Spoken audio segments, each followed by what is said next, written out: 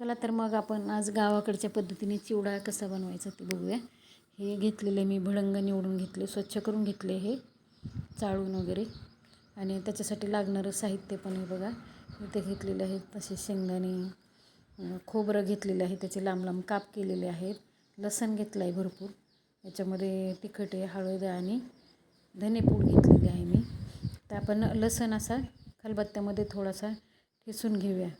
थोडासा मोठा मोठा ठेवायचा म्हणजे चिवड्याला छान चव येते. असं ठेचू आपण. आणि हा चिवडा अगदी झटपट बनतो आणि खायलाही स्वादिष्ट छान लागतो. आणि कमी साहित्यामध्ये काही याला मसाला वगैरे काही टाकायची गरज नाही. दुसरा ह्याचा चिवडा मसाला वगैरे असं काही. असं छान कुटून घेऊया मस्त. खलबत्त्यामध्ये जे कुटलेलं साहित्य आहे ना, कोणतंही असू द्या, मग ते शेंगदाण्याची चटणी असू द्या किंवा लसूण वगैरे, तरी ते खायला अगदी रुचकर लागतं.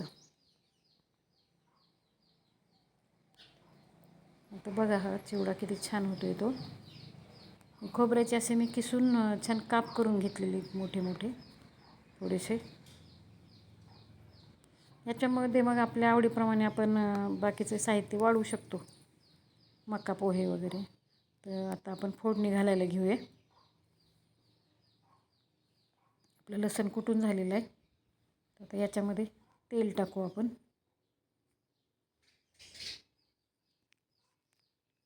मोहरी वगैरे टाकून द्यायची याच्यामध्ये. कढीपत्ता दाखवायचा असं राहिलं आहे बरं का.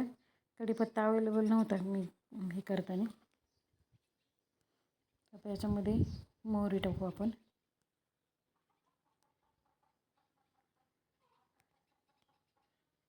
मोहरीमध्ये थोडंसं चटणीचं हे पडलं चमच्याने माझ्याकडून.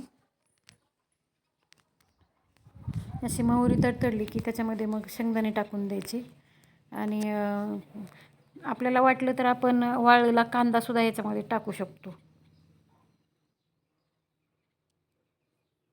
चिवड्यामध्ये. काही गोष्टी कशा असतात ना, जे जे साहित्य उपलब्ध आहे त्यामध्ये गृहिणी बनवण्याचा प्रयत्न करतात. तसंच काहीसं म्हणजे शेंगदाणे छान हे केलेत. आता हे चाळलेलं भडंग मी ह्या डब्यामध्ये घेतला आहे, म्हणजे आपल्याला हे साहित्य मिक्स करायला बरं पडतं. कढीपत्ता दाखवायचा राहिला होता, तर कढीपत्ता टाकला आहे मी.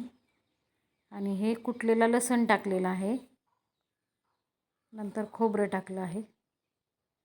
थोडंसं लालसर होऊ द्यायचं. त्याच्यातच हळद टाकली एवढं.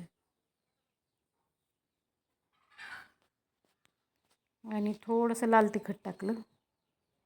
हे लाल तिखट आपल्या आवडीप्रमाणे किंवा मग तुम्ही फिक्कं पण करू शकता.